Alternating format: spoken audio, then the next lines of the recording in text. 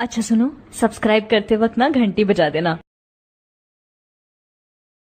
Hello friends, welcome to my channel. मैं हूं वरुण और आज हम एनआईवीएस 12 के चैप्टर नंबर 7 इंग्लिश का, जिसका नाम है रीडिंग विद अंडरस्टैंडिंग, उसका सेक्शन नंबर 2 करने जा रहे हैं।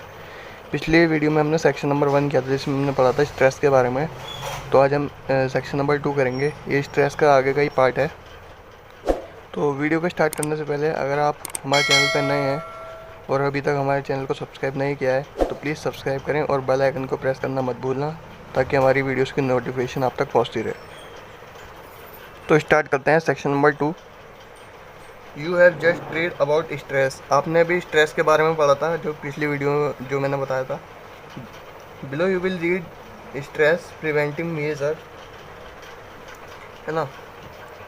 यानी आप अब यहाँ पे पढ़ेंगे कि हम किस तरह से ये जो हमारा स्ट्रेस है उसको हम किस तरह से हम उससे बच सकते हैं या उसको कम कर सकते हैं। ठीक है। पहला आता है ए, टू अवॉइड और reduce stress you must manage your time properly. अपना ये जो स्ट्रेस है आपका, उसको आप टालने के लिए या फिर कम करने के लिए आपको अपने जो टाइम को मैनेज करना ज़रूरी है। You must prepare a to do task list. आपको अपने जो स्ट्रेस को कम करने के लिए टालने के लिए अपना एक टू डू लिस्ट बनाओ, जिसे हम टाइम टेबल कहते हैं, वो बनाओ, है ना। However these task are not static.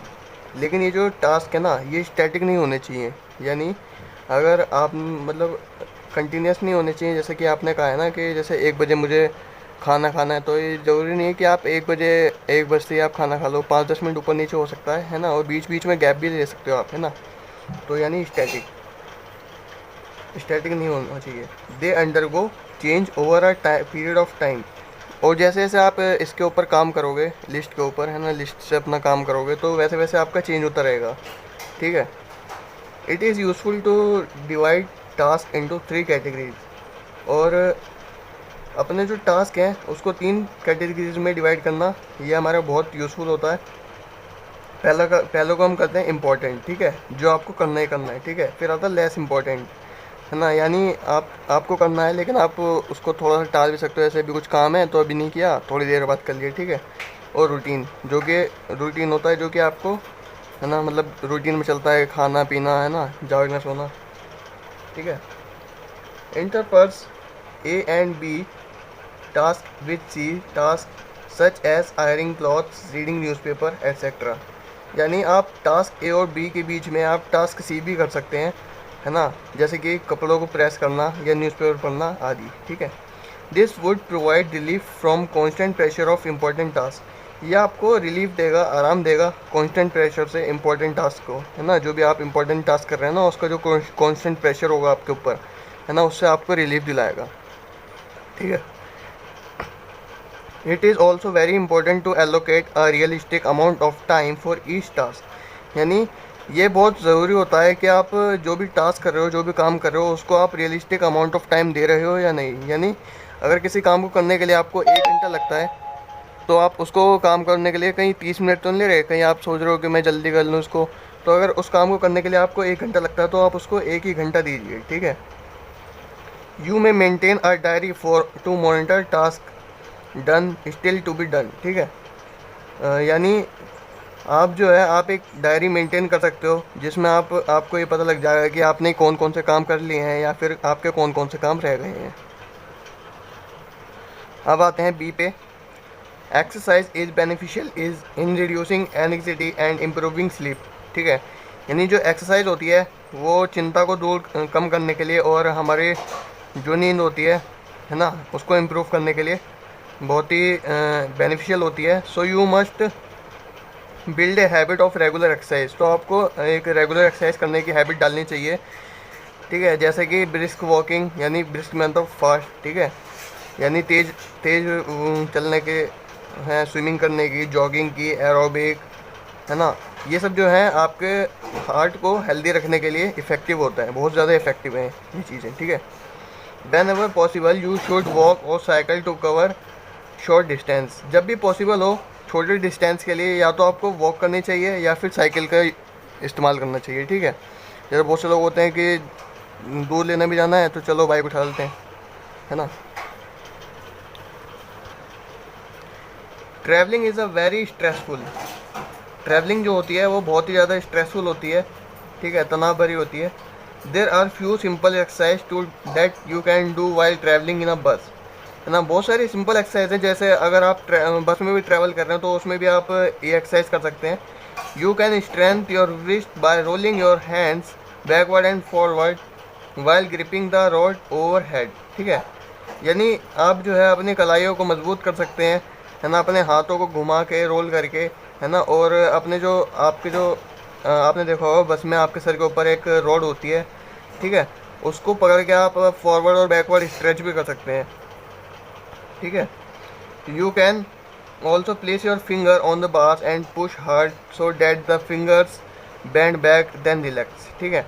यानी कि आप जो है अपने फिंगर टिप्स को, जैसे अगर आप बैठे हैं तो बस में आगे की साइड कोई डंडा वगैरह लगा होता है, सीट होती है, तो उस पर आप ऐसा करके अपनी उंगलियां चटका सकते हैं, और इससे क्या होता है, इससे आपको आपकी जो उंगलियां हैं वो चटक जाती हैं, है ना, और आपको रिलैक्स मिलता है, ठीक है।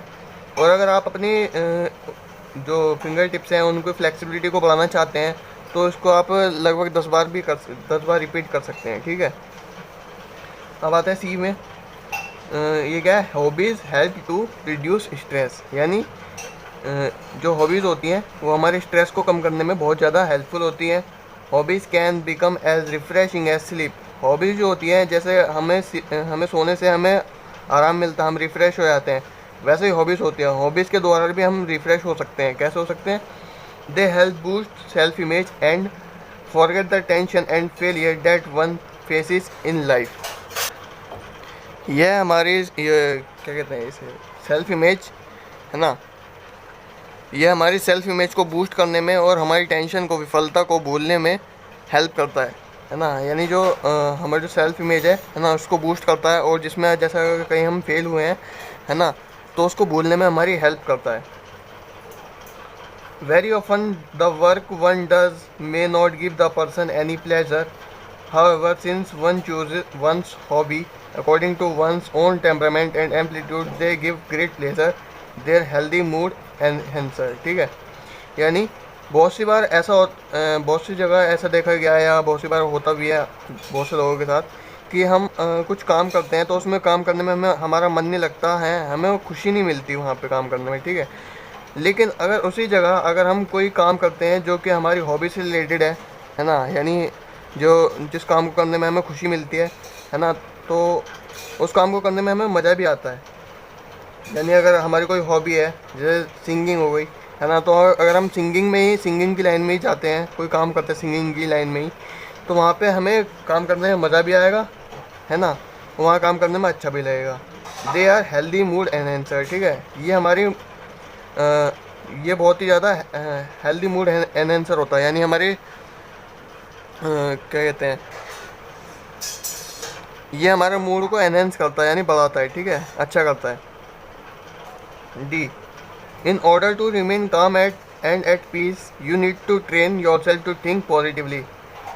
Every year student who are unable to cope with the disappoint caused by failure और performance lower than expected take the extreme step of committing suicide. This is of course a very negative step and show lack of positive thinking, ठीक है।